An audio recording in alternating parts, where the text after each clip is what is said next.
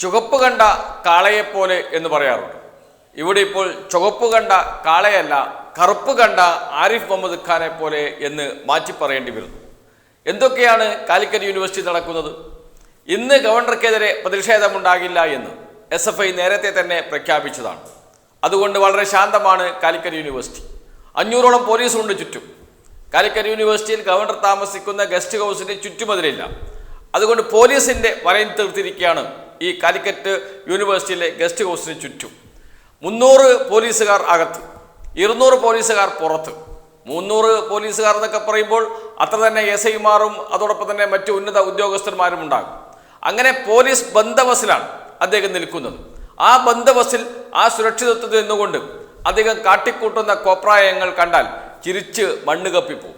അതാണ് ഗവർണർ. ഞാൻ ധീരനാണ്, ഞാൻ വഴങ്ങില്ല എന്നൊക്കെ പറഞ്ഞ് അദ്ദേഹം ചാടി കയറുന്നത് ആരോടാണ്? അദ്ദേഹത്തിൻ്റെ പേരക്കുട്ടികളുടെ പ്രായം പോലുമില്ലാത്ത വിദ്യാർത്ഥികളോട്. 73 വയസ്സായി നമ്മുടെ ഗവർണർക്ക്. അദ്ദേഹമാണ് വിദ്യാർത്ഥികളോട് വെല്ലുവിളി സ്വീകരിക്കുന്നത്, വിദ്യാർത്ഥികളോട് ഏറ്റുമുട്ടാൻ പോകുന്നത്. കഷ്ടം എന്നല്ലാതെ എന്താണ് പറയേണ്ടത്? രാജ്ഭവന് തന്നെ, കേരളത്തിൽ തന്നെ അദ്ദേഹം ഒരു അപമാനമാണ് എന്ന് പറയേണ്ടി വരുന്ന അവസ്ഥയിലേക്കാണ് കാര്യങ്ങൾ പോകുന്നത്. എന്താണ് എന്നല്ലേ ആദ്യം പറഞ്ഞതുപോലെ ചുവപ്പ് കണ്ട കാളയും കറുപ്പ് കണ്ട ആരിഫ് മുഹമ്മദ് ഖാൻ. കേരളത്തിലെ സർവകലാശാലകൾ നമുക്കറിയാം, അത് ആവിഷ്കാര സ്വാതന്ത്ര്യത്തിൻ്റെ കേന്ദ്രമാണ്. പ്രതിഷേധമുണ്ടാകും, സർഗാത്മകമായ രാഷ്ട്രീയ പ്രവർത്തനമുണ്ടാകും, വിദ്യാർത്ഥികൾ പഠിക്കുകയും ചെയ്യും. അങ്ങനെ എല്ലാ സർവകലാശാലകളും ഒന്നിനൊന്ന് മികച്ച നിലയിലേക്ക് വരികയാണ്. ദേശീയ അടിസ്ഥാനത്തിൽ തന്നെ കേരളത്തിലെ സർവകലാശാലകൾ ഒന്നാം സ്ഥാനത്തേക്ക് എത്തുന്ന കാലമാണിത്. അങ്ങനെ കേരളത്തിലെ സർവകലാശാലകൾ ഒന്നിനൊന്ന് മികച്ച നിലവാരം പുലർത്താൻ തുടങ്ങിയ കാലം. ആ ഘട്ടത്തിലാണ് കേരളത്തിലെ സർവകലാശാലകളെ കാവ്യവൽക്കരിക്കാൻ ആരിഫ് മുഹമ്മദ് ഖാൻ ഇറങ്ങി വരുന്നത്. അതിന് ചെറുക്കുമെന്ന് കേരളത്തിലെ ഏറ്റവും വലിയ വിദ്യാർത്ഥി പ്രസ്ഥാനമായ SFI പ്രഖ്യാപിച്ചു. SFI സമരത്തിലാണ്. നേരത്തെ പറഞ്ഞതുപോലെ ഇന്ന് പ്രതിഷേധമുണ്ടാകില്ല ഗവർണർക്കെതിരെ എന്ന് നേരത്തെ തന്നെ SFI പ്രഖ്യാപിച്ചിട്ടുണ്ട്. ആ സുരക്ഷിതത്വം നിന്നുകൊണ്ട് അദ്ദേഹം നേരെ ഗസ്റ്റ് ഹൗസിൽ നിന്ന് പുറത്തേക്ക് ഇറങ്ങുന്നു. അദ്ദേഹം അവിടെ കണ്ട ബാനറുകൾ നീക്കം ചെയ്യാൻ പറയുന്നു. എന്താണ് ബാനറുകൾ എഴുതിയിരിക്കുന്നത്? ബാനറുകൾ എഴുതിയിരിക്കുന്നത് ചാൻസലർ ഗോ ബാക്ക് എന്നാണ്. കറുത്ത ബാനറിൽ വെളുത്ത അക്ഷരത്തിൽ എഴുതിയ വാക്കുകൾ chancellor go back, mister chancellor you are not welcome here. അടുത്ത ബാനർ അങ്ങനെയാണ്. മൂന്നാമത്തെ ബാനർ എഴുതിയിരിക്കുന്നത് ഹിന്ദിയിലാണ്, സംഘ് ചാൻസലർ വാപ്പസ് ജാവോ എന്ന് പറഞ്ഞുകൊണ്ട്. ഇങ്ങനെ 3-4 ബാനറുകൾ അവിടെ വലിയ ബാനറുകൾ ഉയർത്തിയിട്ടുണ്ട്. അതോടൊപ്പം തന്നെ നിരവധി പോസ്റ്ററുകൾ ഗവർണർക്കെതിരെ SFIയുടെ നേതൃത്വത്തിൽ അവിടെ സ്ഥാപിച്ചിട്ടുണ്ട്. ഇതെല്ലാം എടുത്തു മാറ്റണം എന്നാണ്. എടുത്തു മാറ്റിയില്ലെങ്കിൽ എന്ന് പറഞ്ഞ് വൈസ് ചാൻസലറെ ഭീഷണിപ്പെടുത്തുകയാണ് ഗവർണർ ചെയ്യുന്നത്. എന്ന് വെച്ചാൽ പ്രതിഷേധം എനിക്കെതിരെ പറ്റില്ല, വലിയ ജനാധിപത്യവാദിയാണ് എന്നാണ് പറയുന്നത്. ഇങ്ങനെ വലിയ ജനാധിപത്യവാദിയായ നമ്മുടെ ഗവർണറുടെ വാക്കുകൾ കേട്ടു നോക്കൂ.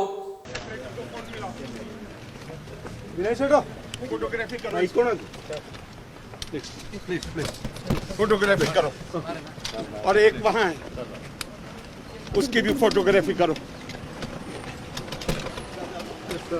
और सेक्रेटरी को फोन लगाओ. Go and take the photograph और वहाँ कुछ लोगों को खड़े करके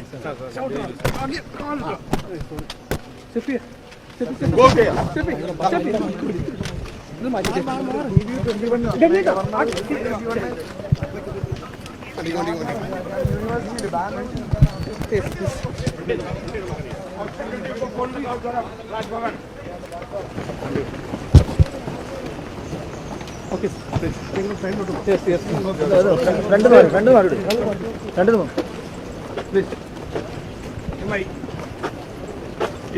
इसकी फोटोग्राफी करो.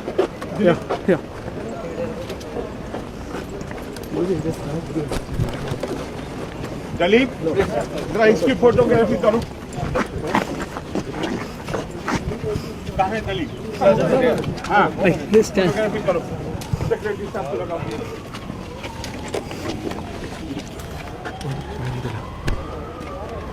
सेठ कुमार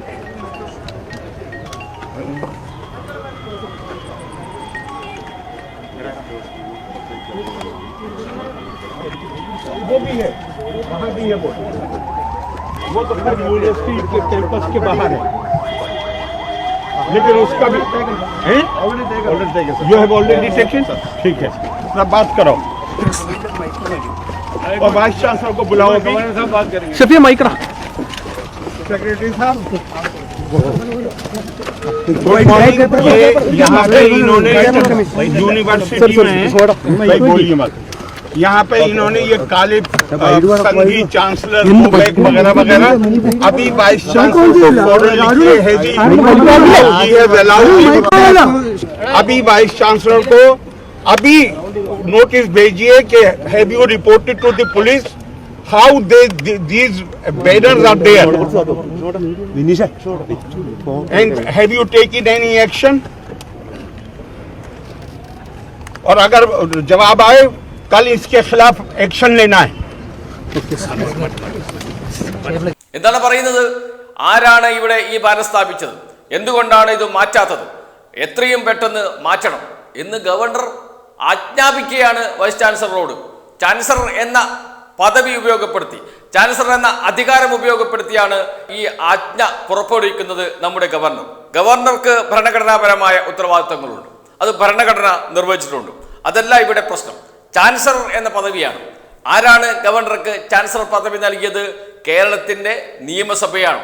നിയമസഭ പാസാക്കിയ ബില്ലിന്റെ അടിസ്ഥാനത്തിൽ രൂപം കൊള്ളുന്ന സർവകലാശാല, ആ സർവകലാശാലയുടെ ചാൻസലർ ആരായിരിക്കണമെന്ന് തീരുമാനിക്കുന്നത് ആരാണ്?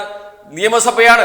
നിയമസഭയിൽ പാസാക്കുന്ന നിയമത്തിന്റെ അടിസ്ഥാനത്തിലാണ് ഗവർണർ ചാൻസലറായിരിക്കുന്നത്. അതേ നിയമസഭ പാസാക്കി ഒരു സർവകലാശാലയുടെയും ചാൻസലർ ഇനി ഗവർണർ ആകേണ്ടതില്ല എന്ന് നിയമസഭ നൽകിയ അധികാരം നിയമസഭ തന്നെ തിരിച്ചെടുത്തു. പക്ഷെ ഗവർണർ ആ ബില്ലിൽ ഒപ്പിടില്ല. ആ നിയമം പാസാക്കാൻ ഗവർണർ അനുവദിക്കില്ല. നിയമസഭ പാസാക്കിയ ബില്ലുകളിൽ ഒപ്പിടണം എന്നത് ഗവർണറുടെ ഉത്തരവാദിത്തമാണ്. അതല്ലെങ്കിൽ അദ്ദേഹം അത് തിരിച്ചയക്കണം, അതല്ലെങ്കിൽ രാഷ്ട്രപതിക്ക് അയക്കണം. 2 വർഷം വരെ പിടിച്ചു വച്ചതിന് ശേഷം സുപ്രീം കോടതിയിൽ കേസ് വന്ന് സുപ്രീം കോടതിയുടെ എതിർ പരാമർശം ഉണ്ടാകുമെന്ന് ഭയന്ന് രാഷ്ട്രപതിക്ക് തലേ ദിവസം രാഷ്ട്രപതിക്ക് വിട്ട അവസ്ഥയുണ്ട്. സർവകലാശാല ബില്ലുമായി ബന്ധപ്പെട്ട് ചാൻസലർ സ്ഥാനത്ത് നിന്ന് ഗവർണറെ മാറ്റുന്ന ബില്ല്. നിയമസഭയ്ക്ക് അത്തരമൊരു ബില്ല് പാസാക്കാൻ അധികാരമുള്ളത് എന്തുകൊണ്ടാണ്? നിയമസഭയെ ബഹുമാനിക്കുന്ന വ്യക്തിയാണ് ആരിഫ് മുഹമ്മദ് ഖാനെങ്കിൽ, ജനാധിപത്യത്തെ അംഗീകരിക്കുന്ന വ്യക്തിയാണ് ആരിഫ് മുഹമ്മദ് ഖാനെങ്കിൽ അദ്ദേഹം എന്ത് ചെയ്യണം? നിയമസഭയുടെ തീരുമാനം അംഗീകരിക്കണം. അതാണ് നിയമസഭയുടെ തീരുമാനം എന്ന് പറഞ്ഞാൽ കേരളത്തിലെ തീരുമാനമാണ്. കേരളത്തിൽ നിന്ന് തെരഞ്ഞെടുക്കപ്പെട്ട MLA മാർ ഉൾക്കൊള്ളുന്നതാണ് നിയമനിർമ്മാണ സഭ. ആ നിയമനിർമ്മാണ സഭ ഭൂരിപക്ഷ പ്രകാരം തീരുമാനിക്കുന്നു ചാൻസലർ സ്ഥാനത്ത് നിന്ന് ഗവർണറെ മാറ്റാൻ. എന്നാൽ ആ ബില്ലിൽ ഒപ്പിടാതെ ഒളിച്ച് കളിച്ച് നടന്ന് ആ അധികാരം ഉപയോഗിച്ച്, ജനങ്ങൾ തിരിച്ചെടുത്ത അധികാരം ഉപയോഗിച്ച് വീണ്ടും ജനങ്ങളുടെ മേൽ, വിദ്യാർത്ഥികളുടെ മേൽ കുതിര കയറാനാണ് നമ്മുടെ ഗവർണർ ശ്രമിച്ചുകൊണ്ടിരിക്കുന്നത്. ആ കോപ്രായമൊക്കെയാണ് ഇപ്പോൾ കാലിക്കറ്റ് യൂണിവേഴ്സിറ്റിയിൽ നാം കണ്ടുകൊണ്ടിരിക്കുന്നത്. എന്താണ് ഇദ്ദേഹം ചെയ്യുന്നത് എന്ന്, എന്താണ് ഇദ്ദേഹം കാട്ടിക്കൂട്ടുന്നത് എന്ന് ഇദ്ദേഹത്തിന് പോലും മനസ്സിലാകുന്നില്ല. അവിടെ അങ്ങനെ ഒരു ബാനർ നിന്നാൽ എന്താണ് കുഴപ്പം? അത് ഇദ്ദേഹത്തെ വന്ന് കടിക്കുന്നുണ്ടോ? അത് ഒരു പ്രതിഷേധമാണ്. ആ പ്രതിഷേധത്തിന്റെ ഭാഗമായിട്ടാണ് ബാനർ ഉയർത്തിയത്. നാളെ കേരളത്തിൽ അങ്ങോളം ഇങ്ങോളമുള്ള ക്യാമ്പസുകളിൽ, നാളെ കേരളത്തിൽ അങ്ങോളം ഇങ്ങോളം തെരുവുകളിൽ ഇത്തരം ബാനറുകൾ ഉയർത്തണമെന്ന് പുരോഗമന പ്രസ്ഥാനം തീരുമാനിച്ചാൽ ലക്ഷക്കണക്കിന് ബാനറുകൾ ഉയരില്ലേ? ഈ ലക്ഷക്കണക്കിന് ബാനറുകൾ മാറ്റാൻ ഇദ്ദേഹത്തിന് പോലീസിനോട് ആജ്ഞാപിക്കാൻ കഴിയുമോ? അങ്ങനെ ആജ്ഞാപിച്ചാൽ പോലീസ് ചെയ്യാൻ കഴിയുമോ? റോഡ് അരികത്താണ് എങ്കിൽ സുപ്രീം കോടതി ഉത്തരവ് പ്രകാരം മാറ്റാൻ വേണമെങ്കിൽ ആവശ്യപ്പെടാം. എത്ര മാറ്റും? ജനങ്ങൾ ഒന്നിച്ചണിഞ്ഞിരുന്ന് ഗവർണർക്കെതിരെ പ്രതിഷേധിക്കാൻ തയ്യാറായാൽ എന്ത് ചെയ്യും ഗവർണർ? പോലീസ് എന്ത് ചെയ്യാൻ കഴിയും? സുപ്രീം കോടതിക്ക്, ഹൈക്കോടതിക്ക് എന്ത് ചെയ്യാൻ കഴിയും? ഇത് മനസ്സിലാക്കാതെ സംയമനത്തോടുകൂടി പ്രതിഷേധങ്ങളെ അംഗീകരിക്കുകയും നേരിടുകയും ചെയ്യുക. അതവർ പറയുന്ന കാര്യങ്ങൾ കേൾക്കുക, ജനാധിപത്യപരമായി പ്രതിഷേധിക്കാനുള്ള അവകാശം അത് അനുവദിച്ചു കൊടുക്കുക. അതൊക്കെയാണ് ഗവർണർ സ്ഥാനത്തിരിക്കുന്ന, ഭരണഘടനാ പദവിയിലിരിക്കുന്ന ആൾ ചെയ്യേണ്ടത്. അത് ഇന്ത്യയുടെ ആത്മാവാണ് ജനാധിപത്യം എന്നത്. അത് അംഗീകരിക്കാൻ കഴിയാത്ത ഒരു വ്യക്തിയായി ആരിഫ് മുഹമ്മദ് ഖാൻ മാറുന്നു എന്നതിൻ്റെ ദൃശ്യങ്ങൾ, ജീവിക്കുന്ന ദൃശ്യങ്ങളാണ് നമ്മൾ ഇന്ന് സർവകലാശാലയിൽ കണ്ടത്. പ്രേക്ഷകരും ആ ദൃശ്യങ്ങൾ കണ്ടിരിക്കും. ഒരു കാര്യം ഉറപ്പ്, കേരളത്തെ സർവനാശത്തിലേക്ക് നയിക്കാൻ സംഘപരിവാറിന്റെ അജണ്ട മുൻനിർത്തിയുള്ള കളികളാണ് ഇപ്പോൾ ആരിഫ് മുഹമ്മദ് ഖാൻ കളിച്ചുകൊണ്ടിരിക്കുന്നത്. RSSന്റെ പരിപൂർണ പിന്തുണ അദ്ദേഹത്തിനുണ്ട് എന്നതിൽ യാതൊരു സംശയവുമില്ല.